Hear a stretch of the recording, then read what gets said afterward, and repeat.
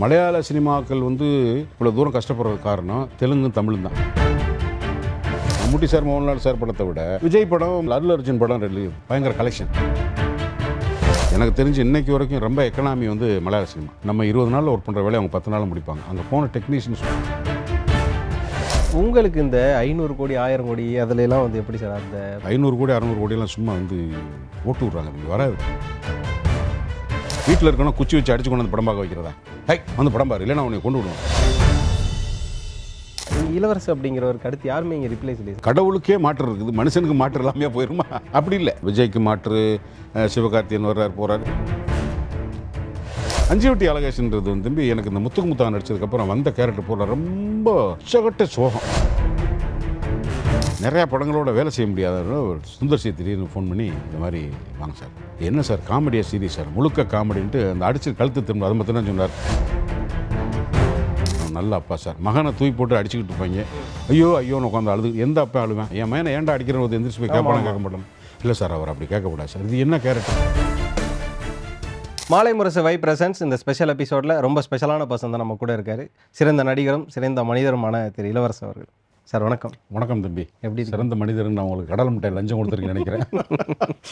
நல்லா இருக்கு, நல்லா இருக்கு. சினிமா புரட்சியை நம்ம பேசுவோமே, நீங்கள் இன்ட்ரடியூஸ் ஆன காலகட்டங்கள்லேருந்து இப்போ வரைக்கும் நீங்கள் உள்ளே பார்க்குறதில்ல ஒரு புரட்சி வந்திருக்கும். சொல்லப்போனால் இப்போ கேமராலே பேசுவோமே, கேமராவில் ஆரம்பித்து நடிகர்கள் ஆரம்பித்து சினிமா எடுக்கிற டிஸ்ட்ரிபியூஷனில் ஆரம்பித்து பணம் டிரான்சாக்ஷன் சம்பளம் எவ்வளவோ இங்கே ஒரு ரெவல்யூஷன் நடந்திருக்கு. இது ஹெல்த்தியாக இருக்கா அன்ஹெல்த்தியாக இருக்கா சார்? நீங்கள் ஹெல்த்தியாக இருக்கோ இல்லையோ ஒரு மாறுதல் எழுந்துக்கிட்டே இருக்குது. அதை நீங்கள் புரட்சின்னு வச்சுக்கிறீங்களா, மாறுதல்னு வச்சுக்கிறீங்களா, எந்த வார்த்தைனாலும் வச்சுக்கோங்க. ஒரு தலைமுறை மாற மாற ஒரு சேஞ்சஸ் வந்துக்கிட்டே இருக்குது. புரட்சி அப்படிங்கிற வார்த்தை தமிழ்நாட்டை பொறுத்த மட்டும் எல்லா இடத்துக்கும் பொருந்துது. அதை வந்து நம்ம பயன்படுத்தக்கூடாது. இப்போ வந்து நம்ம சுதந்திரத்திற்கு முன்னாடிய உலகம் பிரெஞ்சு புரட்சிங்கிறாங்க. அந்த புரட்சி இந்த அப்படின்னா மக்கள் கொதித்தெழுந்து போராடின போராட்டங்களை புரட்சின்னு சொல்கிறது வேறு, தேவைக்காக வர்ற விஞ்ஞான நுட்பங்களை புரட்சின்னு சொல்கிறது வேறு. வளர்ச்சி வேறு, புரட்சி வேறு. இது வந்து ஒரு மாறுதலை நோக்கி பயன்படுது. ஒரு தேவை நடிப்பில் உலகத்தை ஃபாஸ்ட் பண்ண வேண்டியது. எலக்ட்ரானிக் வந்து இன்றைக்கி உலகத்தை ஃபாஸ்ட் பண்ணியிருக்கு. அதே 365 நாள் தான், அதே மாதத்துக்கு 30 நாள் தான், 24 மணி நேரம் தான். ஆனால் ஃபாஸ்ட் ஆகிடுச்சு உலகம்னு எப்படி சொல்கிறோம்னா தொடர்பு. இந்த தொடர்பு ஒரு காலத்தில் ஒரு ஃபோட்டோ எடுத்து பிரைம் மினிஸ்டர் இன்றைக்கி வர்றார் சென்னைக்கு அப்படின்னா அந்த ஃபோட்டோ எடுத்து அதை டெவலப் ஆகி வர்றது மறுநாள் காலையில். இப்போ லைவ். இப்போ அது புரட்சின்னு சொல்லக்கூடாது. இது வந்து ஒரு பரிணாம வளர்ச்சியினுடைய தொலைத்தொடர்பு டெக்னாலஜியினுடைய புரட்சின்னு சொல்கிறதுனால ஒன்றும் தப்பு இல்லை. ஆனால் அந்த வார்த்தை அதுக்கு பொருத்தமில்லைன்றக்காக சொல்ல வர்றேன்.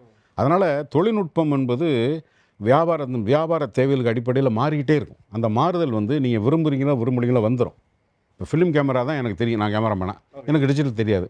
ஃபிலிம் வந்து ஊரே கெடுத்து பிடிச்சிருந்தேன்னா என்னுடைய அறியாமையா அதனுடைய வளர்ச்சியா? அதோட வளர்ச்சி. அது மாதிரி தான் இந்த இங்கே புரட்சிங்கிற வார்த்தை வந்து தமிழ்நாட்டு சூழலில் இப்போ அரசியல்வாதிகளுக்கு நடிகர்களுக்குன்னு புரட்சி சேர்க்கறதுன்ற ஒரு காமெடி. ஆனால் சமூக புரட்சிங்கிறது மக்களுக்கான ஒரு மிகப்பெரிய ஒரு மாஸ் சேஞ்சஸ் நடந்துச்சுன்னா அதை நம்ம புரட்சின்னு சொல்லலாம். இது இல்லை, புரட்சிங்கிற வார்த்தை பொருந்தாது. இதெல்லாம் அந்தந்த தலைமுறையில் நடக்கிற விஞ்ஞான மாறுதல்கள். அவ்வளோதான். நான் என்னோட பார்வையில் அந்த புரட்சிங்கிற வார்த்தையை இங்கே நான் பொருத்தி பார்க்க மாட்டேன். இப்போ எனக்கு ஒரு கேள்வி சார், இதை வந்து கிரிட்டிக்கிட்ட கேட்கலாம் அப்படிங்கிறது தான் இருந்தது. ஆனால் சரி உங்ககிட்ட கேட்டால் ஒரு தகவல் கிடைக்குமே அப்படின்னு. இப்போ மலையாள சினிமா அண்மையில் பார்த்துருப்பீங்க, நாங்கள் கொஞ்ச நாள் நிப்பாட்டி வைக்க போகிறோம் அப்படிங்கிற மாதிரியான ஒரு அறிக்கையை விட்டாங்க. காரணம் என்னென்னா, அவங்க எடுக்கிற 100 படங்களில் 10 படங்கள் தான் வந்து ஹிட் ஆகுது, 90 படங்கள் வந்து வசூல் ரீதியாக கொஞ்சம் பிரச்சனைகள் வருது அப்படின்னு. ஆனால் கணக்கெடுத்து பார்த்தா போன வருஷம் நம்ம தமிழ் சினிமாவில் சார் 300 படங்கள் ரிலீஸ் ஆச்சு. ஆனால் அதில் வெறும் 7 படங்கள் தான் வசூல் ரீதியாக வியாபார ரீதியாக சக்ஸஸ்ன்றாங்க. அப்போ 293 படங்கள் இங்கே வியாபார தோல்வி தானே சார்? இப்போ நம்ம என்ன சார் இங்கே தவறு பண்ணுறாங்க? ஒரு சினிமாக்காரனா அவங்களோட பார்வை என்னவா சார் இருக்குது? மக்களை அட்ராக்ட் பண்ணக்கூடிய படங்களை நம்ம ஸ்கிரிப்டில் கான்சன்ட்ரேட் பண்ணுறது தம்பி. மக்களை மெஸ்மரைஸ் பண்ணணும். தேட்டரில் ஒருத்தன் உட்காந்துருக்கான்னு எப்போ நினைக்கிறானோ அந்த படம் ஓடாது. Okay sir. தேட்டரில் இருக்கிறேங்கிற நினைப்பே இல்லாமல் ஆடியன்ஸ் உட்காந்தா தான் படம் நல்லா இருக்குன்ற உங்களை நீங்கள் மறந்து வேற ஒன்னோட ஐக்கியப்படும் போது தான் நீங்கள் ரசிக்கிறீங்க. நீங்களாகவே இருந்தீங்கன்னா அந்த படம் ஸ்கிரிப்டில் அந்த நடிகர்களோ டைரக்டர்களோ எல்லோரும் ஃப்ளாப். அது சினிமாவில் இன்றைக்கி வந்து செலவுகள் கூட்டிக்கிட்டே இருக்குது எல்லா துறையிலையும். சினிமா மாத்திரம் இல்லை, மலையாள சினிமாக்கள் வந்து இவ்வளோ தூரம் கஷ்டப்படுறது காரணம் தெலுங்கும் தமிழும் தான். அவங்க நல்லா எடுத்துக்கிட்டு இருந்தாங்க. இந்த 2 படம் தேட்டருக்கு போய் அந்த படத்துக்கு கலெக்ஷன் மம்முட்டி சார் மோகன்லால் சார் படத்தை விட விஜய் படம் அல்லு அர்ஜுன் படம் பயங்கர கலெக்ஷன். அப்போ அவங்க உச்சகட்டமாக நுண்ணுணர்வுகளை மனித உணர்வுகளை படம் எடுக்கக்கூடிய ஆளுங்க. அவங்க ஒரு லைனை வச்சுக்கிட்டு அந்த லைனுக்குள்ளே ஒர்க் பண்ணுறதுல மலையாளத்துக்கு வந்து இன்டர்நேஷனலாக அவங்களுக்கு கம்பேரிசனே கிடையாது. கண்டிப்பாக 100% கிடையாது. ஆனால் அவங்கள போய் கெடுத்தது தமிழும் தெலுங்கு சினிமாவும். இவன் ஓடி போய் தூக்கி போட்டு 10 பேரை சேர்த்து மிதிக்க மேலே வால்ட் அடிச்சு இப்போ கீழே வந்து இறங்கணுன்னு அவங்க பார்த்தா அட இவங்க என்னடா எப்போ பார்த்தாலும் பக்கத்தில் பூனே பாட்டு பாடிட்டு இருக்காங்க, இது சூப்பர் ராண்டு அங்கே வந்து நம்ம படங்கள் தான் போய் கன்ஃபியூஸ் பண்ணுது. ரெண்டாவது தியேட்ரிக்கல் மத்தியில் தான் வசூலாக கணக்கு பண்ணப்படுறது. ஓடிடி வந்து நம்ம வந்து தளங்களில் வர வசூல் நம்ம கணக்காக வர்றதில்லை. ஏன்னா அது கார்ப்பரேட் கணக்கில் போடுறதுனால அதை நம்ம சொல்கிறதில்ல. ஒட்டுமொத்தமாக அழிஞ்சிருச்சுன்னா சினிமா நின்று போயிடும். அந்த சூழ்நிலையில் வியாபார ரீதியாக ஏதோ ஒரு படம் ஓடி இன்ஃப்ளோ வந்துடும். இப்போ அமரனோட சக்ஸஸ் வெறும் கமலஹாசன் மாத்திரம் சொந்தம் இல்லை, அது ஒட்டுமொத்த சினிமாவுக்கு வரும். சிவகார்த்திகேயன்கிற ஒரு ஹீரோவோட வெற்றிங்கிறது அவரோட மாத்திரம் நிற்காது, அது ஒட்டுமொத்த சினிமாவுக்கு வரும். இப்போ விஜயோட விஜய்ன்ற ஒரு அரசியல் போயாச்சு, நீங்கள் அந்த இடம் எம்டி. இப்போ அதில் வர வேண்டிய வருமானம் அங்கே வராது. ஸோ இது வந்து ஏதோ ஒரு படத்தில் ஒரு படம் போகும்போது இந்த சின்ன படங்களுக்கு அப்படியே ஒரு ரொட்டேஷன் வந்துக்கிட்டே இருக்கும். இதுக்குள்ள ஒரு சைலண்ட்டான, அதாவது நல்ல வியாபாரம் தெரிஞ்சவங்க லாஸை வந்து குறைச்சிருவாங்க. புரியுது சார். சுத்தமாக தெரியாதவங்க தான் போவாங்க. அப்படி மலையாள சினிமா நுப்பாட்டுறது காரணம் என்னன்னா, ஒரு வார்னிங் கொடுக்குறாங்க எல்லாத்துக்கும், செலவு ஜாஸ்தி ஆகுது, கவனத்தில் கொள்ளுங்க. தினைக்கும் எனக்கு தெரிஞ்சு இன்னைக்கு வரைக்கும் ரொம்ப எக்கனாமி வந்து மலையாள சினிமா. நம்ம 20 நாளில் ஒர்க் பண்ணுற வேலையை அவங்க 10 நாளில் முடிப்பாங்க. அங்கே போன டெக்னீஷியன்ஸோட கமிட்மெண்ட் பார்த்தீங்கன்னா வேறு லெவலில் இருக்கும். ஆனால் அவங்களும் என்ன வர வர இப்படி ஆகுது மலையாள சினிமா அப்படின்னு சலிச்சிக்கிற அளவுக்கு ஆயிடுச்சு. முதல்ல இங்கே மெட்ராஸில் வந்து கேமராமேன், அசிஸ்டன்ட் கேமராமேன் வந்து திடீர்னு கூப்பிடுவாங்க மலையாள படத்துக்கு. 2-3 இடம் ஏஜென்ட்னா சினிமாக்காரனே நாளைக்கு ஃப்ரீயாக இருக்கியா, அங்கே ஷூட்டிங் இருக்குது போகலாம். போனோன்னா 5 ரூபா தான் மலையாள படம். தெலுங்கு படம் போனால் 100 ரூபா கிடைக்கும். அந்த 5 ரூபாய்க்கு நம்ம ஒரு டைம் மேனேஜ்மெண்ட் இருக்குல்ல, அது மலையாள சினிமாவில் தான் கற்றுக்கிற முடியும். எவ்ரி செகண்டு படம் மலையாள படம், எல்லாருமே இது மலையாள படம் அப்படின்வாங்க. என்னடா மலையாள படம்னா, அங்கே மார்க்கெட்டிங் ரொம்ப கம்மி, ரொம்ப குறைஞ்ச செலவில் இருக்கிறனால நீ வேகமாக பண்ணணும் அப்படிங்கிற ஒரு ஆட்டிடியூட் இருந்துக்கிட்டே இருக்கு. அங்கேயும் இப்போ என்ன ஆகிப்போச்சு, வெளிநாடுகளுக்கு போய் வெளிநாடு வாழ்க்கை முறை, வெளிநாடானது இருக்கிற இந்த சேஞ்சஸை நீங்கள் தவிர்க்க முடியாது. அது வியாபார ரீதியான பாதிப்புகள் உருவாக்கும். அது அப்படியே இருக்காது, ஏதோ ஒரு இடத்துல மீண்டு வந்துடும். இது பெர்மனெண்ட் இல்லையே, பெர்மனெண்ட் இல்லை. அந்த லாஸஸை வந்து ரெக்கவர் பண்ணிக்கிறதுக்கான வியாபாரிகளால், நல்ல தேர்ந்த வியாபாரிகளால் அந்த லாபத்தை, அந்த நஷ்டத்தை சரி பண்ண முடியும். அதனால தான் சினிமா ஓடிட்டுருக்கு. உங்களுக்கு இந்த 500 கோடி 1000 கோடி அதுலலாம் வந்து எப்படி சார் அந்த பார்வை எப்படி சார்? இல்லை தம்பி, 500 கோடி 600 கோடியெல்லாம் சும்மா வந்து போட்டு விட்றாங்க தம்பி, வராது. சும்மா ஒரு பில்டப். ஆமாம், பில்டப் தான் தம்பி. 1000 தலை வாங்கி அபூர்வ சிந்தாமணியில் என்னமா லாஜிக் இருக்கா? இல்லை சார். அந்த டைட்டிலுக்குள்ளே என்னமா, ஆனால் ஒரு கதை தெரியுது இல்லை, 1000 தலை வாங்கி அபூர்வ சிந்தாமணி. அப்பா, 1000 தலை எப்படி வாங்குறது? அதில் ஏதாவது இருக்கா? அதுக்குள்ளே ஒரு கதை இருக்கிற மாதிரி உணர்வு இருக்குல்ல, அவ்வளோதான் வியாபாரம். அதனால் 500 கோடி 1000 கோடி ரெண்டு என்ன விளையாட்டா? எங்கே வீட்டில் இருக்கணும், குச்சி வச்சு அடிச்சு கொண்டு வந்து படம் பார்க்க வைக்கிறதா? வந்து படம் பாரு, இல்லைன்னா உன்னை கொண்டு விடுவேன். வாய்ப்பு இல்லைப்பா, சும்மா அதை அடிச்சு விட்றதாப்பா.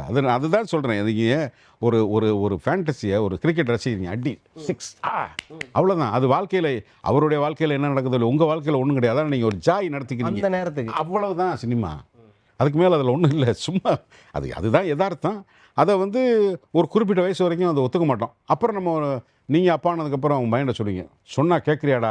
அந்த காலத்தில் எங்கள் அப்பா சொன்ன மாதிரி கேட்டேன்னா, இது எல்லா வீட்டுக்கும். ஆமாம் சார், கண்டிப்பாக. ஒரு குறிப்பிட்ட காலம் வரைக்கும் ஒரு ஹாலிடே பீரியடாக எடுத்துக்கோங்க. அது ஒன்றும் ரொம்ப ட்ரூ லாஜிக் பார்த்தா அப்படியே வாழணும் கட்டாயம் அதெல்லாம் இல்லை.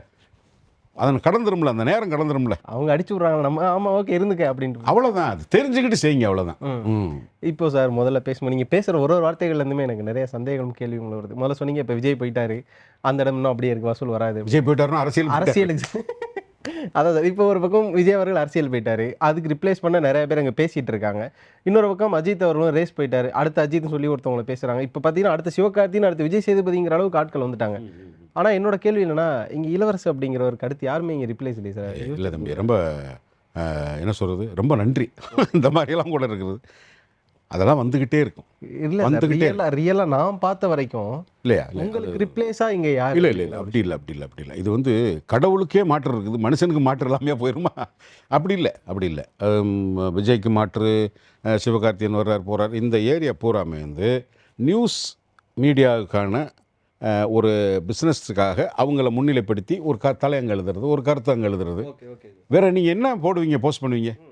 நீங்கள் ஒரு மீடியாக்காரராக இருந்துக்கிட்டு இன்றைக்கி சினிமா செய்தி ஏதாவது ஒன்று வேணும், என்ன போடுறது? இப்போ துப்பாக்கியே கையில் வாங்கினா சிவகார்த்திகேயன் என்னத்தையாவது ஒன்று போட்டு அந்த இடத்த ஃபில்லப் பண்ணணும். அதை பார்க்குறவங்க அப்படியா, அதை ஒரு பக்கத்தில் இருக்கவங்க பயந்துக்கிட்டு படுற அதில் போட்டுக்காங்கடா அப்படி தாண்டா போடுவாங்கன்னு எங்கே காமி, இவ்வளவு தான். அதில் அது மாற்று வரும் போகும் வரும், இது எவ்ரிடே ஹேப்பனிங். அதனால் இளவரசுக்கு மாற்று இல்லாமலாம் இல்லை, எல்லாத்துக்கும் மாற்று வரும். அது வரும்போது ஆட்டோமேட்டிக்காக, அது காலம் மாற்ற வரும்போது ஆட்டோமேட்டிக்காக பழையன கழிதலும் புதியன புகுதலும் இயற்கை, அது பரிணாமம். ஆனால் அந்த நேம் ரெஜிஸ்ட்ரேஷன் இருக்குல்ல சார், இப்போ வரையுமே நாசர் சார் ஒரு பெக்யூலர் ஆர்டிஸ்ட், என்ன ரோல் கொடுத்தாலும் பண்ணுவார். எம்மகன் பண்ணுவார், ஜீன்ஸ் பண்ணுறாரு, அது எப்படி வித்தியாசமாக ஒரு ரோல் பண்ணுறாரு.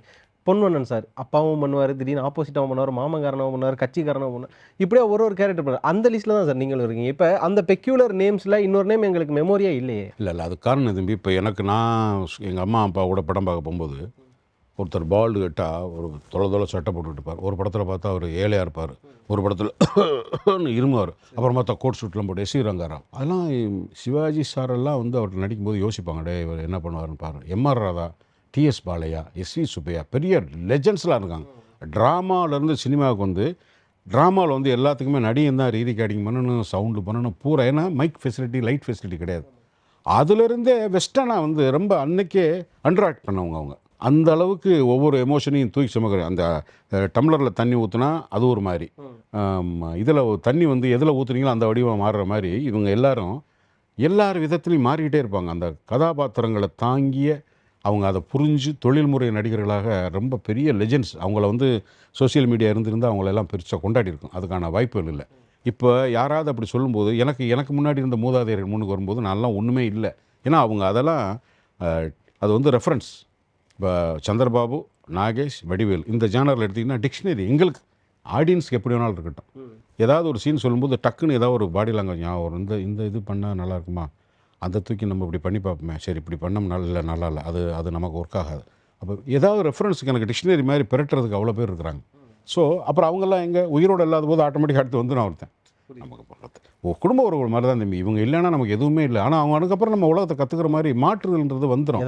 ஆமாம். இது இப்போ பொன்னொன்னு நாசர் சார்லாம் நாங்கள் இந்த தலைமுறை ஆட்டோமேட்டிக்காக பாருங்கள், எங்களை தாண்டி அடுத்த தலைமுறை இன்னும் ஜாஸ்தி தான் வருவாங்க. ஏன்னா இப்போ நான் ஒரு முன்னுதாரணம் சொன்னல, அந்த மாதிரி முன்னுதாரணமாக நாங்கள் இருந்துட்டால் எங்களுக்கு ஒரு பெரிய அதிர்ஷ்டம் நினச்சிக்கிறோம். அந்த மாதிரி அடுத்த வர்ற தலைமுறைக்கு எங்களை ரெஃபர் பண்ணுற அளவுக்கு எங்கள் கதாபாத்திரம் இருக்குமானுங்கிறது. ஏன்னா போகிற ஸ்பீட் அப்படி இருந்தால் சந்தோஷம். மற்றபடி மாற்று இல்லாமல் இப்படி தான் அப்படின்றதுல என்னோட பார்வை தான். ஒரு சில படங்களில் உங்களோட ரோல் எலவேட் பண்ணுற சீக்வன்சஸ்லாம் நிறையா இருக்கும் சார். ஆனால் நீங்கள் எனக்கே ஃபீல் பண்ணிக்கிங்களா, இந்த சீக்வன்ஸ் நம்ம நவலாக பண்ணியிருக்கோம், இந்த ரோல் இந்த படத்தை எலவேட் பண்ணுறது நம்ம இன்னும் கொண்டாடப்படாமல் இருக்கலாமே அப்படி? இல்லைப்பா, அந்த கொண்டாடப்படுறது அப்படிங்கிற ஒரு வார்த்தை இருக்குல்ல, அது வந்து பாப்புலரைஸ் ஆகி போராடம்லாம் பல பேர் வந்து அப்படி இருக்கணுன்ற அவசியம் இல்லை. என்னை நம்பி ஒரு கேரக்டர் கொடுக்கப்படுதான்னு மாத்திரம்தான் என்னோட பார்வையாக இருக்குது. இந்த கேரக்டரை நம்மளை நம்பி கொடுத்துரு, அடடா அந்த கேரக்டர் நம்ம கொடுத்து நல்லா இருந்திருக்குமோ இப்படி வேணால் நினைக்கலாமே தவிர என்னை கொண்டாடப்படலன்ற நினைப்பு என்னென்னா, என்னுடைய நோக்கமோ என்னுடைய கற்பனையோ நான் அப்படி இருந்ததில்லை. என்னை நான் அப்படி வடிவமைச்சுக்கிட்டதில்லை. ரெண்டாவது அதை தான் சொன்னேன், ஃபேண்டசி வேறு, ரியாலிட்டி வேறு. அதனால் ஒரு கேரக்டர் ஆர்டிஸ்ட்டாக என்ன இருக்கணுமோ எனக்கு வந்து இப்போ அதில் வந்து நான் இப்போ நடிகனே ஆகலை. என் மனநிலை Mahendran sir, director Mahendran sir வந்து ஏதோ ஒரு இதில் வந்து ஒரு மேற்கோள் காட்டுப்பார், there is nothing wrong being unpopular. நீ ஒன்றும் விளம்பரப்பட்ட மனிதனா இல்லைன்றனால ஒன்றும் தவறு இல்லை. அப்போ நான் கொண்டாடப்பட முடியாததில் என்ன இருக்குது? எனக்கு ஒரு வேலை, அந்த வேலையை நான் செய்கிறேன், அதுக்கு ஏதோ ஒரு ரெகக்னேஷன் கிடைக்கட்டும், ஓகே, எனக்கு அடுத்த வேலை முக்கியம். இதில் கொண்டாடல அந்த தாட்டே இல்லை. இப்போ நிறைய பேர் கேட்பாங்க, என்ன உங்களுக்கு என்ன எதிர்பார்த்து கேட்குறீங்கன்னு எனக்கு தெரியல. ஆனால் எனக்கு எல்லாமே சரியாக தான் இருக்குது. எனக்கு ஒன்றும் எதையும் நான் மிஸ் பண்ணதாவோ, நான் புறக்கணிக்கப்படுறதாவோ, இல்லை என்னைய வந்து குறைச்சி மதிப்புறதாவோ நான் உணரலை. என்னோட மன ரீதியாக நான் வந்து என்னுடைய வேலை சரியாக செஞ்சுக்கிட்டு இருக்கேன், நான் போய்கிட்டு இருக்கேன். தவிர இதுக்கு மேலே என்ன கொண்டாட்டம்? ரஜினி சாரை கொண்டாடுறதுன்னா அதை போட்டால் 10 பேர் பார்ப்பாங்க, 10 பேர். விஜயை போட்டால், அஜித்தை போட்டால் பார்க்கலாம். ஃபேண்டசிக்கு எப்போ ஒரு மரியாதை இருக்கும். அதுதான் எனக்கும் தேவை. அந்த மாதிரி தான் இருக்கணும் படங்கள். அப்போ தான் நாங்களும் அதில் சைடில் நின்றுக்கிட்டு கோரஸ் பாடி வண்டி ஓட்ட முடியும். அதனால் எனக்கு அப்படி ஒரு வருத்தமோ அப்படி ஒரு ஏமாற்றமோ எனக்கு கிடையாதுயா. இல்லை சார், ஏன் வந்து இந்த கொண்டாட்டமோ நான் கேட்குறேன்னா சார், இங்கே வந்து இல்லாத மனிதர்களை பேசி அவங்களோட பெருமையை பேசுகிற உலகம் தான் நம்ம. மணிவண்ணன் ஐயா இருக்க வரையும் அவரை யாருமே பெருசாக பேசலை. அவர் வந்து ஒரு கட்சிக்காரராக சித்தாந்த ரீதியாக பார்த்தோம். அவர் போனதுக்கப்புறமா அவரோட படங்களை இப்போ எல்லாரும் எடுத்து வச்சுட்டு அமைதிப்படம் எப்படி எடுத்திருக்காரு பாருங்கள். இந்த படம் எப்படி மணிவண்ணன் ஐயாவை பற்றி பேசுகிறோம், அதுக்கப்புறம் மனோபாலா அவரை பற்றி பேசுகிறோம், மயில்சாமி அவர்கள் பண்ண உதவிகளை பற்றி பேசுகிறோம். ஒரு மனிதன் இல்லாதப்போ தான் அவரை கொண்டாட தவறிட்டு கொண்டாடுறோம்ல. எனக்கு அந்த ஒரு கவலை தான் இருக்குது. இப்போ நீங்கள் உங்களையுமே இருக்கும்போது கொண்டாடணும் அப்படிங்கிற ஒரு விஷயம் இருக்கும்போது மீன்ஸ் நான் தப்பு இல்லை நான் நீங்கள் என்ன பயன் சொல்ல வரீங்க புரியும். அதாவது இப்போது இதை வந்து நீங்கள் வந்து ஒரு வளர்கிற தலைமுறையில் சினிமாவில் வந்து ஒரு ஃபேண்டசியை தாண்டி ஒரு ரியாலிட்டியோட உங்களோட ரசனையை நான் புரிஞ்சுக்கிற முடியுது. உங்களை புரிஞ்சுக்கிறேன்றதை விட உங்கள் ரசனையை நான் புரிஞ்சுக்கிற முடியுது. இப்போ மணிவண்ணன் சார் வந்து நான் வந்து ரசிகனாக இருக்கிற காலத்தில் ஒரு டைரக்ட் ரைட்டர். நான் வந்து சேரும்போது மணிவண்ணனை பற்றி நிறையா, நீ இதெல்லாம் எப்படி கவனிச்ச அப்படின்னு கேட்பார் சார். இது மாதிரி அப்போது என்னை போன்ற ஒரு நாள் அவர் கவனிக்கப்பட்டிருக்கார். இப்போ உங்களை மாதிரி ஒருத்தரால் நாங்கள் கவனிக்கப்படுறோம். இதுதான் மேக்ஸிமம் ரீச். அதனால் வாழும்போது இப்போ நீங்கள் இந்த கேள்வி எதனால் கேட்குறீங்க? நீங்கள் ஏதோ ஒரு வகையில் என்னோட கனெக்ட் ஆகி தானே கேட்குறீங்க. இது எனக்கு கொண்டாட்டம் தான். அதை நம்ம அப்படித்தான் புரிஞ்சுக்கிறோம். அதை விட்டு ஜேன்றதுக்கு இது ஒரு வணிகம் தாப்பா. அதில் எல்லாம் வணிகம் தாப்பா கலந்துருக்கு. அதில் யாரும் தனிப்பட்ட முறையில் கொண்டாடுறது. இப்போ அப்படியே இப்போ முதல்ல பார்த்தீங்கன்னா ரஜினி சார் வந்து டெய்லி எழுதுவாங்க. இப்போ ரஜினி சார் இப்போ காணாம், ஆமா ஆமா அடுத்த ஆள் கிடச்சாச்சு. ஆமா இன்னும் அடுத்த ஆள் கிடச்சாச்சுன்னா அடுத்த ஆள் கிடச்சாச்சு. இது வந்து ஒரு இப்படி ஒரு போகிற வணிகம் தான் தம்பி. திருப்பி திருப்பி அந்த வார்த்தையை நான் சொல்கிறது காரணம், இது எல்லாத்துமே ஒரு மனிதனை கொண்டாடுறதுல நோக்கம். அதனால் வரப்போகிற வியாபாரம் தான் அதில் நோக்கம். எங்களை போடுறதுனால 10 பேர் வாங்கி படிக்க மாட்டாங்க, பார்க்க மாட்டாங்க. அதனால் நாங்கள் அந்த மாதிரியான ஒரு மீடியா ஃபோக்கஸில் இல்லாமல் இருக்கிறத கொண்டாட்டம்னு எடுத்துக்கக்கூடாது. இது வேற. இந்த பேச்சு சார் நான் மெச்சூர்டுன்னு எடுத்துக்கிறதா, அனுபவம்னு எடுத்துக்கிறதா, இல்லை வலின்னு எடுத்துக்கிறதா சார்? இல்லை இதை வந்து நீங்கள் வந்து நான் மகிழ்ச்சியாக சொல்கிறேன். எனக்கு அதில் வலியோ ஏமாற்றமோ இல்லை. Okay sir. இது வந்து தன்னிலை உணர்ந்து பேசுகிறேன். நான் எங்கே இருக்கிறேன், எனக்கானது என்னங்கிறத நான் எந்த இடத்துல நிற்கிறேன்னு அதை பேசுகிறத விட, இதில் வலி ஏமாற்றம்னா நான் வந்து இன்னும் என்னையை புரிஞ்சுக்கலன்னு அர்த்தம். நான் கவலைக்கிடமான மனநோயாளின்னு அர்த்தம். அது வலி இருக்கக்கூடாது. எதுக்கு, என்ன, எதுக்காக நான் வருத்தப்படணும்? ஏன்னா சார் இதை எடுத்து அப்படி எழுதிடுவாங்க சார். இது மாதிரி நீங்கள் இந்த வார்த்தைகள்லாம் சொன்னீங்க, எங்களை கொண்டாட தவறல. அது தம்பி, அதுக்கு நான் பொறுப்பே ஆக முடியாதுல்ல. நான் என்னவா இருக்கேன்றதானே. கண்டிப்பாக சார். வேறொருத்தர் பாயிண்ட் ஆஃப் வியூ வந்து நீ ஏன் இப்படி எழுதலை நான் கேட்க முடியும். எழுதுனேன் அப்படிலாம் கேட்க முடியாது. அது சுதந்திரம், அடுத்தவருடைய சுதந்திரம் இல்லை. அதில் அர்த்தம் இல்லை நான் போய் அப்படி கேட்டுக்கிட்டு இருக்கிறது. அவர் என்னத்தையோ ஒன்று உணர்றாரு, என்னத்தையோ ஒன்று எழுதுறாரு, அவ்வளோதான். நான் என்னவா என்னையை புரிஞ்சுக்கிறேங்கிறது மாத்திரம்தான் எனக்கு பயன்படுமே தவிர, இன்னொருத்தரோட பயன்பாடு. ஒருவேளை என்னுடைய நடிகனா இளவரசை பற்றி ஒருத்தர் சொல்கிறார் வச்சுங்களேன், நான் ரொம்ப கூர்ந்து கவனிக்கணும். ஏன்னா எனக்கு அது வந்து என்னோட எல்லாத்தையும் முடிவு பண்ணுற தொழிலில் ஒரு விமர்சனம் வரும்போது அதை நான் கூர்ந்து கவனித்து, ஓஹோ அதில் ஏதோ தப்பு இருக்குது, எனக்கு அது சரியாக கூட இருக்கலாம். இல்லை, விமர்சனம் சொல்லும்போது அதை உடனடியாக மாற்றிக்கிறோம். ஏன்னா இது ஒரு கன்சியூமர் ப்ராடக்ட். அது உடனடியாக அங்கேருந்து வர்ற ஃபீட்பேக்கை கேட்டு பண்ணணும். தனி மனிதனா இளவரசுக்கு எந்த குழப்பம் கிடையாது. இளவரசை எப்படி பத்திரமா பார்த்துக்கிறாரு மாத்திரம்தான் முக்கியம். அதனால் அதில் ஒன்றும் எனக்கு வழியெல்லாம் இல்லை. இப்போ சார் நம்ம கார் பார்க் பண்ணோம், அங்கே ஒரு அம்மா திடீர்னு உங்களை பார்த்து என்ன பேசுகிறேனே தெரில, ஆனால் அவங்க ரெக்கக்னைஸ் பண்ணிட்டாங்க, என்ன வார்த்தையை பேசுகிறேன்னு தெரில. நீங்கள் வெளியில் போகும்போது இன்னும் நீங்கள் ரொம்ப கேஷுவலாக யதார்த்தமாக இருக்கீங்க, ஆனால் மக்கள் இன்னும் அந்த மாதிரியான ஒரு வெல்கம்லாம் கொடுக்குறாங்களா சார்? ஐயோ, அது இருக்கிற வரைக்கும் தானே சினிமா ஓடும். எங்களுக்கு வியாபாரமே அப்படித்தான். நீங்கள் இவ்வளோ எளிமையாக இருக்கீங்களே சார். அதான் சார் எளிமைங்கிறது வந்து தம்பி, எனக்கு இப்படித்தான் இருக்கு தெரியும். எனக்கு வேறு மாதிரி என்னோட பிஹேவியர் வந்து நீங்கள் உங்களுக்கு ஒரு கம்ஃபர்ட் ஜோன் இருக்குது, அப்படித்தான் இருப்பீங்க. அதை நம்ம வடிவமைச்சுக்கிறது இல்லையே. எனக்கு இயல்பாக என்ன உண்டோ அதான் இருக்குது. இப்போ அவங்களுக்கு சினிமா தம்பி, அது சினிமாங்கிறது அதுதான் தம்பி, அந்த சினிமாவோட மேஜிக்கே. அது கெட்டு போச்சுன்னா எங்களுக்கு வியாபாரமே படுத்துருமே, முடிஞ்சு போச்சு. அந்த சினிமா தான், அதில் யாரை பார்த்தாலும் அவங்களுக்கு அது பிடிக்கும். அது எனக்கு கூடுதலாக ஒரு குடும்ப ரீதியாக இப்போ இந்த உதயசங்கர்னு தவசி படத்தில் நடிகனானுக்கு ரொம்ப முக்கியமான காரணம் அவர் வந்து ஆனந்தராகம்னு ஒரு சீரியலில் வந்து ஒரு அப்பா கேரக்டர் பண்ண சொல்லியிருந்தார். நான் நடித்தது 4 நாள். ஆனால் எனக்கு சினிமாவுக்கும் டிவிக்குமான வித்தியாசத்தை கண்கூட உணர்ந்தேன். எங்கள் சொந்தக்காரங்க வீட்டு கல்யாணத்துக்கு அந்த குடும்ப கல்யாணத்துக்கு பல நாள் போயிருக்கேன் நடிகனானதுக்கப்புறம். சீரியல் போனதுக்கப்புறம் என்ன ரொம்ப செத்து போகிற மாதிரிலாம் நடிக்கிற, அப்படிலாம் நடிக்காதப்பா. இதுக்கு முன்னாடி எத்தனை படத்தில் செத்துருக்கேன், அதெல்லாம் அவங்களுக்கு தெரியல. டிவியில் டெய்லி பார்த்தோன்னே செத்தோன்னே அதை தாங்கிக்கிற முடியாமல், செத்து போகிற மாதிரி நடிக்கணும் அப்படி இருக்கானாம்மா, நீ என் முன்னாடி பார்த்து இப்படிலாம் நீ இப்படி இது பண்ணுறிய. இப்போ என் முன்னாடி என்னென்னா என்னை சாக விட்டு காசு சம்பாதிக்கிறேன் அவங்க. புரிதல சொல்கிறேன். இப்போ அவங்கள நான் வந்து அறிவுடைமை ஆக்கி அவங்கள புரட்சி செஞ்சு அவங்கள நான் என்ன பாடம் நடத்தி இது இல்லை அது அப்படியெல்லாம் சொல்ல போகிறேன். அந்த சமயத்தில் அவங்க ஏதோ ஒரு ஆற்றாம் வெளிப்படுத்துகிறாங்க என் கதாபாத்திரத்துக்கு, அல்லது இந்த ஊடகத்துக்கு அப்படி ஒரு மனநிலை இருக்குது, வந்துட போகிறோம். அதுதான் அந்த அம்மாவோட மனநிலை. என்னென்னா சினிமா நடிக்கிறோம் எதுக்கு வந்துட்டார். அதுதான் சினிமாவோட மேஜிக், அதுதான் வியாபாரம். ரஜினி சார் ரோட்டில் நடந்து ரஜினி அவர் வாட்ட நடந்து போடான்னு வச்சுங்க, போச்சு படம் ஓடாது. ஆளோட ஆளாக நடந்து போயிட்டா அப்புறம் என்ன இருக்குது. ஓயாமே ரஜினி சார் சொல்கிற காரணம் சீனியர் மேன்றதுனால. ஆமாம். இப்போது நீங்கள் யாரோட ரியல் லைஃப்பில் செல்வராஜா இருந்தீங்கன்னு கேட்கணும்னு நினைக்கிறேன். என்ன செல்வராஜ்னா பில்லா 2 படம் இருக்கும், அதில் அஜித் வந்து பில்லாவாக மாறினதுக்கான ஒரு எலவேட் பாயிண்ட் நீங்கள் தான். உங்களுக்கு தான் முதல்ல டைமண்ட் எடுத்துகிட்டு வருவார், அதுக்கப்புறம் அவரோட நேர்மையை பிடிச்சி இருக்க வைப்பீங்க. டைரக்டராக அது எழுதியிருந்தாலுமே உங்கள் ரோலுக்கு சொல்கிறேன், நீங்கள் அங்கே இருக்க வைப்பீங்க. அதுக்கப்புறம் முதல்ல நீங்கள் தான் கோட்டியை இன்ட்ரோ கொடுப்பீங்க. அதுக்கப்புறம் நீங்கள் போய் அவருக்கு வார்னிங் கொடுப்பீங்க, பில்லா ரொம்ப அளவுக்கு அதிகமாக ஆசைப்படுறதுன்னு தோணுது அப்படின்னா, ஆசை இல்லை அண்ணாச்சி பசின்னுவார். ஒரு கட்டத்தில் வளர்ந்து உனக்குள்ளே மிருகம்னு ஒரு பாட்டு போகும், பயங்கர பிஸ்னஸ் மேன் ஆகிடுவார். ஒரு பக்கம் வந்து ஒரு பிஸ்னஸ் ஃபோன் பேசினாலும் அடுத்து ஒரு ஃபோன் வரும், வாங்கி பேசினா அங்கே லைனில் நீங்கள் இருப்பீங்க. அவரோட லைஃப்பில் ஒரு படத்தில் நீங்கள் ஒரு நாட்டாக இருந்தீங்க, ரியல் லைஃப்பில் அப்படி இருந்திருக்கீங்களா சார்? இப்போது அந்த படத்தில் என் கேரக்டர் இப்படி இருக்குன்னு இன்னைக்கு நீங்கள் சொல்லி தான் தெரிஞ்சுக்கிறேன் சார். பயங்கர சார். இல்லை சீரியஸா, நீங்கள் பார்த்தது ஒரு முழு திரைப்படம். நான் என் கேரக்டர் வரும்போது சார் அது அஜித் சார் வாய்ஸ் வரும், நீங்கள் அதுக்கு ஆன்சர் பண்ணுங்கன்னு டப்பிங்கில் வாய்ஸ் தான் போட்டிருப்பேன். முன்னே நடந்தது பின் நடந்ததுன்னு எனக்கு தெரியாது. இந்த இடத்துல இந்த டயலாக் வரணும் அப்படின்னா அந்த டயலாக்கு ஒரு எமோஷன் இருக்குது, நானே புரிஞ்சுக்கிறேன். ஓ ஏதோ நடந்திருக்கும் போல இருக்குது, அதுக்கு நான் கனெக்ட் பண்ணி பேசிக்கிறேன்னா அந்த சமயத்தில் அதை கனெக்ட் பண்ணி பேசுவோம். இது முன்னாடி என்ன நடந்துச்சு பின்னாடி என்ன நடந்துச்சு எதுவுமே தெரியாது. இந்த இடத்துல அஜித் சார் பேசுவார், இந்த இடத்த பேசினேன், இந்த இடத்துல ஓகே ரைட், அவர் என்ன சொல்றாரு, ஓகே ரைட், இதுக்கு இந்த சொல்லணும் அப்படின்னு நான் பேசுனது வண்ணாச்சி திருச்சிற்றம்பலம் வாங்க போங்கன்றது அந்த பிரேமில் நடிக்கிறது ஒன்று. திருப்பி கூட்டி போனதுக்கப்புறம் சுட்டேன். ஒரு ஒரு நல்ல பயபக்திமான மாதிரி இருக்கிற ஒருத்தர் கொலகாரராக இருக்கார். இதை மாதிரி ஒரு பேக்ரவுண்டில் இது இருக்குது. இவருக்கு வந்து பில்லா வந்து இப்படி பண்ணுறாரு. இதெல்லாம் வந்து படம் பார்த்ததுக்கப்புறம் தான் நான் தெரிஞ்சுக்கிறது வர, நடிக்கும் போது எனக்கு தெரியாது. ஏன்னா அந்த பர்டிகுலர் ஷாட்டுக்கு தேவை தான் எங்களுக்கு. அந்த எமோஷன் தப்பாக இருந்தால் டைரக்டர் வந்து இல்லை இல்லை இது இப்படி வரக்கூடாது, இப்படி வரணுன்றாங்க. அதை வச்சு ஒரு புரிதல். அதனால் நிஜ வாழ்க்கையில் நான் எந்த டானை உருவாக்குறது டான் இல்லை சார், ஒருத்தவங்க வாழ்க்கை முன்னேறதுக்கு அப்படி சார். இல்லைப்பா நம்ம வாழ்க்கை முன்னேறதுக்குன்னு நான் ஒன்று அப்படி யாரும் கேட்கக்கூடாது. அது அது அது அறிவுடைமை அல்ல. ஒரு உங்களுக்கு ஒரு துறையில் ஆர்வம் இருக்குன்னா அந்த துறையில் நீங்கள் யோசிச்சுக்கிட்டு இருந்தாலே தெரியும் தம்பி. நீங்கள் அது முழுசாக இன்வால்வ் பண்ணிட்டீங்கனாலே உங்களுக்கு என்ன தேவைன்னு புரிஞ்சிடும். நீங்கள் சுயமாக கேள்வி கேட்கணும், அவ்வளோதான். தனி மனிதர்கள் வந்து என்னப்பா உங்களை டிஸ்கரேஜ் பண்ணாமல் இருக்கணும். நான் யாரையும் டிஸ்கரேஜ் பண்ண மாட்டேன், அவ்வளோதான். என்னோட பெரிய பொறுப்பாக நினைக்கிறது, நான் யாரையும் டிஸ்கரேஜ் பண்ண மாட்டேன். அப்படி இவங்க சரியாக வரமாட்டாங்க, இவங்க தேவையில்லாத ஒரு முயற்சி எடுக்கிறாங்க அப்படின்னு நினச்சா கூட அதை கொஞ்சம் பக்குவமாக சொல்லிவிட்டு அவங்கள டிஸ்கனெக்ட் ஆகும். ஏன்னா அதுக்கு மேலே சொன்னோன்னா ஒருத்தனை வந்து ரொம்ப போட்டு புளிகிற மாதிரி இருக்கும். அது செய்கிறதில்ல. மற்றபடி நம்ம எந்த துறையில் ஆர்வமாக இருக்குமோ அதை நம்ம தான் கேள்வி கேட்கணும், நம்ம தான் பகுத்தறியணும், நம்ம தான் சரி பண்ணணும். அது சுய முயற்சியின் அடிப்படையில் தான் எல்லாம் நிகழும். அது வேறு யாரும் வந்து செய்ய மாட்டாங்க. அப்படி யாராவது கிளைம் பண்ணால் அது பொய். இப்போ சார் நீங்கள் இவ்வளோ உங்களுக்குள்ளே இவ்வளோ சீரியஸான நிறைய விஷயங்கள் இருக்குது. அஞ்சுவட்டி அழகேசன் அப்படிங்கிற ஒரு கேரக்டர் பண்ணுறீங்க, 6,28,000 மனோ அப்படிங்கிற ஒரு கேரக்டர் பண்ணுறீங்க. இது மாதிரியான படங்கள் பண்ணும்போது எந்த படத்தில் உங்களை அறியாமல் நீங்கள் ரொம்ப சந்தோஷமாக இருந்தீங்க சார்? ஏன்னா பார்க்குற எங்களுக்கே பயங்கர சந்தோஷமாக இருக்கு. இல்லையா, நான் பெரும்பாலும் கவலைப்படுகிற மனிதன் அல்ல. அது இப்போ பொதுவாகவே வந்து அந்த ஒரு 5 நிமிஷம் தான் என்னுடைய எல்லா எமோஷன்லேயும்.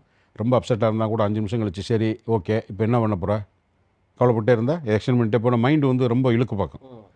கவலைப்பட்டே இருக்கிற ரைட்டு ஓகே இப்போ என்னப்போ யார் வந்து உன்னை வந்து வலை போட்டு வெளியே எடுத்துகிட்டு போட வாடா அப்படின்னு நானாக சொல்லிக்கிட்டு அதை வெளியே வந்துடுவேன். அது பாரு அது போ வந்துடும். என்னடா நம்ம இதெல்லாம், ஏன்னா நீங்கள் நிறையா ஆளுகளை பார்க்க நமக்கு பிரச்சனையே இல்லை போல இருக்கு, நம்மள ரொம்ப ஓவராக ஃபீல் பண்ணி கிடக்குறோம், இது என்னடா அது இதெல்லாம் ஒரு இஷ்யூவான்னு வந்துடும். அது அனுபவம் தான் சொல்லிக் கொடுக்கணும். அது சேடிஸ்டிக்காக இருக்கக்கூடாது. அவெல்லாம் கஷ்டப்படுறேன் நம்ம நல்லா அப்படி இல்லை. இதையே ஒருத்தன் கையாளுறான்னா நம்ம இதை கையாளக்கூடாதுங்கிறது அப்படி தான் வரணும். என்ன கேட்டீங்க அதை விட்டுட்டு. எந்த டீமோட இது வரையும் இல்லை எனக்கு சந்தோஷம் இல்லாமல் வேலை செய்கிறது எது? ஏன் அப்படியே வேலை செய்யணும்? இல்லை அப்படி ஒரு வேலையை நான் செய்யலையே. எனக்கு சினிமா தானேயா இது, முழுக்க என்டர்டெயின்மெண்ட் பேஸ் தானே போகுது. இப்போ மனோர் சென்னை 28 வந்து எங்கள் தலைமுறையில் மதுரையில் 2-3 பார்பர் ஷாப்பு, மேலூரில் 2-3 பார்பர் ஷாப்பு, கருங்காலக்குடின்னு 2-3 பார்பர் ஷாப். அந்த கடைக்கு போயிட்டு வந்து சொல்கிறதே பெருமை. எனக்கு அவரை தெரியும் சொல்லிக்கிறது பெருமை. எங்கே இருப்பார் அவர்? அங்கே தான் இருப்பார். அங்கே அவர் தெரியுமா உங்களுக்கு? தனிதே பரவாயில்லையே, அவர் ரொம்ப பாப்புலர். இளைஞர்கள் அங்கே தான் போய் எல்லோரும் குமிவான். அண்ணே நான் 10 மணிக்கு பஸ் போனது ஜாமானங்க வச்சுட்டு போகிறேன். எங்கே வச்சுட்டு போகிறேன்? ஏதோ அந்த ஓரமாக வச்சுரு, அங்கிட்டு போனால் தெரியாது, என் கண்பாரில் வச்சுட்டு போவான். போயிட்டோம். இவங்க எல்லாருக்கும் பிஆர்ஓ, மோஸ்ட் வாண்டட் பர்சனாலிட்டிஸ் அப்படின்னு இருப்பாங்கல்ல, இவங்க தான் எனக்கு இன்ஸ்பிரேஷன். மனோருக்கு எல்லாரோட இன்ட்ராக்ட் பண்ணுவாங்க. அவங்களுக்கு வயசு வித்தியாசம், அந்தஸ்து இதெல்லாம் கிடையவே கிடையாது. இதில் ஒரு விமர்சனம் இருந்தாங்க. இப்போ சென்னை 28 வந்து ஒரு விமர்சனம் இருந்தாங்க, பரவாயில்ல முடிதிருத்தர் ஒருத்தர் வந்து அண்ணேன்னு சொல்லி அவனுடைய நண்பர் ஒருத்தர் கூப்பிடுது அப்படின்னு சொல்லி விமர்சனம் இருந்தாங்க. நான் வந்து அதை காமெடியாக பார்த்தது. என்னையா நீங்கள் விமர்சனம் பரவாயில்ல, அவங்க அந்த சிந்தனையே இல்லாமல் இருக்கிறாங்க. நீங்கள் உங்கள் சமூக பார்வை கொண்டு அதுக்குள்ள திணிக்காதீங்க. அவன் பாட்டில் இயல்பான வாழ்க்கை முறையில் அண்ணன் தம்பின்னு பேசுகிறான். நீங்கள் உங்களுக்கு ஒரு சிலபஸ் தெரியுதில்ல, அதை வெட்டி ஒட்டி இங்கே ஒட்டாதீங்க. அது பாராட்டு இல்லை, அனாவசியமாக ஒரு விஷயத்தை உள்ளே துருத்துறதா. நான் என்னுடைய பார்வை தான். நான் அவர் நான் நண்பர் தான். நீ என்னப்பா அப்படிலாம் எழுதுற, என்ன எப்படி சொல்கிறேன், இந்த மாதிரி எழுதாத. அவங்க பசங்க வர்றாங்க, அது அவங்க அம்மா பார்த்துட்டு என் அண்ணன் கூப்பிடுதுன்னா அது வயசு அடிப்படையில் கூப்பிடுது. நீ இதை தூக்கி கொண்டு கட் பண்ணி உள்ளே வைக்கிறேன். சில விஷயங்களை பேசாமல் இருந்தீங்கன்னா அதுவாகவே வாழ்க்கை போயிடும். அது ரொம்ப பாப்புலரைஸ்டு ஆளுங்கள்லாம் அங்கே இருந்திருக்காங்க. அவங்களாம் வேடிக்கை பார்த்துட்டு எனக்கு அதுதான் இன்ஸ்பிரேஷன். நான் அஞ்சுவட்டி அழகேசன்றது வந்து எனக்கு இந்த முத்துக்கு முத்தாக நடிச்சதுக்கப்புறம் வந்த கேரக்டர் போல ரொம்ப உச்சகட்ட சோகம். ஏன்டா அந்த படத்தை நடிச்சோன்ற அளவுக்கு கொண்டாந்து விட்டாங்க என்னை மன ரீதியாக. அப்பா எல்லா படத்துலையும் தற்கொலை முடிச்சுருப்பேன். வர்ற கதை பூரா அப்படி வந்துருச்சு. நல்ல அப்பா சார், மகனை தூக்கி போட்டு அடிச்சுக்கிட்டு இருப்பாங்க. ஐயோன்னு உட்காந்து அழுது. எந்த அப்பா அழுவேன்? இல்லை ரோசை போடுவானா மாட்டானா? அவனால் கொலை பண்ண வேணாம். என் மேலே ஏன்டா அடிக்கிறவங்க எந்திரிச்சு போய் கேட்பானா கேட்க மாட்டானா? இல்லை சார் அவர் அப்படி கேட்கக்கூடாது சார். இது என்ன கேரக்டர்? ஒரு மாதிரி ஃபெடப் ஆயிடுச்சு. லாஜிக் கூட இல்லை. அது என்ன எமோஷன்? அது என் கண்ணு முன்னாடி என் மயனை ஒருத்தர் அடிக்கும்போது என்னால் கொலை பண்ணணும், கொத்தணும் இல்லை. அதுக்கு எதிர்வினையை நான் புரியணுமா இல்லையா? அதெல்லாம் இருக்கக்கூடாதுன்னு. இது என்னடா இது எப்படி இது அப்படி நிறைய கதாபாத்திரங்கள் இருமா அதை குறையா விட்டாங்க. முதல்ல என்னுடைய தோற்றத்துக்குன்னு ஒன்று இருக்குல்ல, அதுக்குள்ளே தானே நான் உட்கார முடியும்.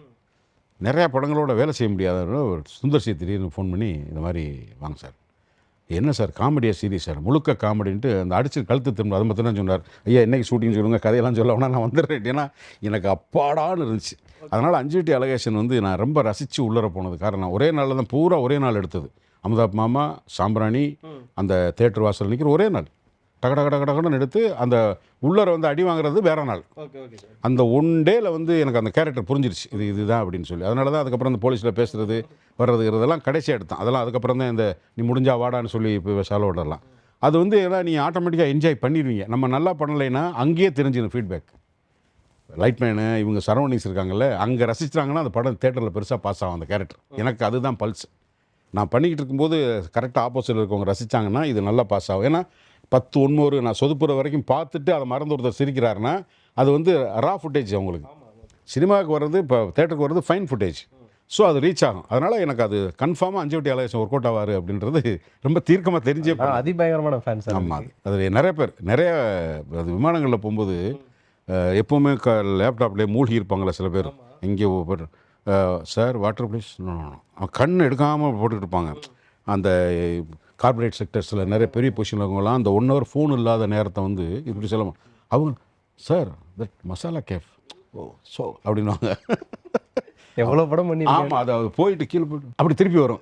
அப்போ அந்த கேரக்டர் வந்து எவ்வளோ தூரம் உள்ள போயிருக்குன்னு நான் புரிஞ்சுக்கிறேன். Yes sir, thank you sir. அது அஞ்சுவட்டி அழகேசன் நான் ரொம்ப எனக்கு பயங்கர ரிலாக்ஸ்.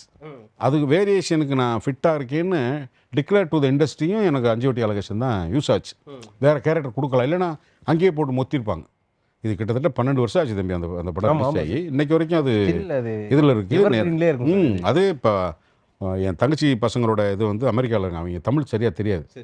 ஆனால் அவங்க வந்து அமிதாப் மாமான்னு தான் கூப்பிடுவாங்க. என்னை அமிதாப் மாமா தான் அவங்க. அது ஹாப்பியா சார் உங்களுக்கு? அமிதாப் மாமான்னு கூப்பிட்றதுல ஹாப்பியா சார்? இல்லை சந்தேகம், அந்த கதாபாத்திரத்தில் கொண்டாடப்படுறதுன்றது எவ்வளோ பெரிய விஷயம். ஒரு கேரக்டர் இளவரசி நினைவு கூப்பிட்றது என்னப்பா அது பெரிய ஆச்சரியமா இல்லை. அமிதாப் பச்சை யாரு, நான் யாரு, சந்தோஷம் தான் அது.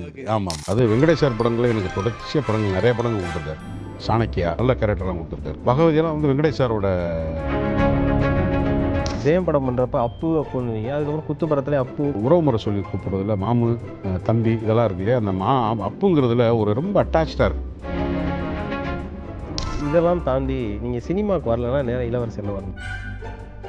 அதே மாதிரி கலாபவன் பண்ணிட்டு உட்காந்தா மிமிக்கிரி அவர் படத்தை காமிச்சது 5%. என்னென்ன கிரியேட்டர் புரட்டி நான் மைசூர் பாபநாசம் படம் முடிச்சுட்டு